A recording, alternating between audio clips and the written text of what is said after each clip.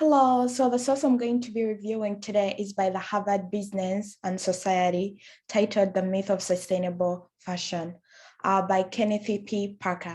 So this review was published July 13, 2022, which is a recent date, and it shows that the information shared is up to date.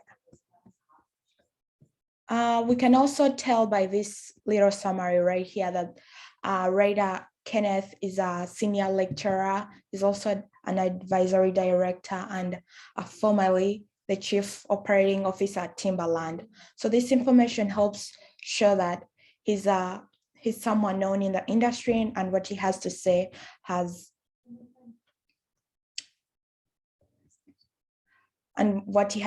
important. So this review talks about how, despite the high-profile attempts at innovation, the fashion industry has still failed to reduce its planetary impact in the past 25 years. So the review goes into depth on how the different ESG strategies such as bio-based materials, recycling, and rent the runway concept have failed to help the industry reduce its carbon footprint.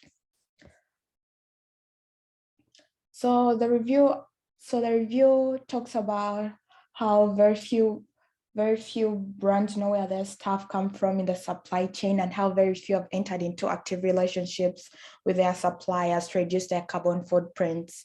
Many brands order products to be made from other countries, and they don't care how these products are made, or put in the effort to understand what materials they're using when making those products. The different materials that are being used when making these products are very unsustainable and not good for our environment. And because of the lack of transparency, the industry's carbon impact ranges from 4%.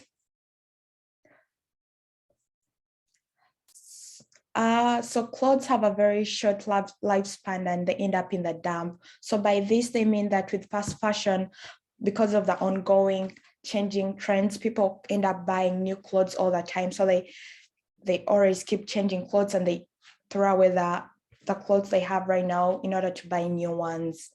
So they give an example of Zara, which offers 24 new clothing collections each year, and H&M that offers 12 to 16 refreshes and refreshes them weekly. So because of this, these industries are always looking for newness in order to serve as a constant draw to bring in customers back to their sites. Customers always want something new, so these industries have the pressure to produce new clothes, new products, so they always end up producing more and more, which is not good for the environment, because people end up dumping the old clothes they have in landfills, which sometimes are not recycled, and also the materials that these brands use are unsustainable for our environment. So they also mentioned one of the biggest online stores, Shein, which sells tops for $5, dresses for $12, and they use polyester, which has grown to become the #1 synthetic fiber, now represents more than half of the global fiber production. So polyester requires a great deal of energy for extraction and processing, and releases significant byproducts. So this review also talks about how the fashion industry uses resale in order for sustainability, but how the resale retailers reject most goods presented to them, and rental, which is not very sustainable, and also reduces only 3% of the conventional apparel buying. So the reason why I feel like this specific review is important for our research paper is because it helps to shed a light on the ongoing unsustainability that is caused by the fashion industry, and how these industries are putting little to no effort into changing their practices.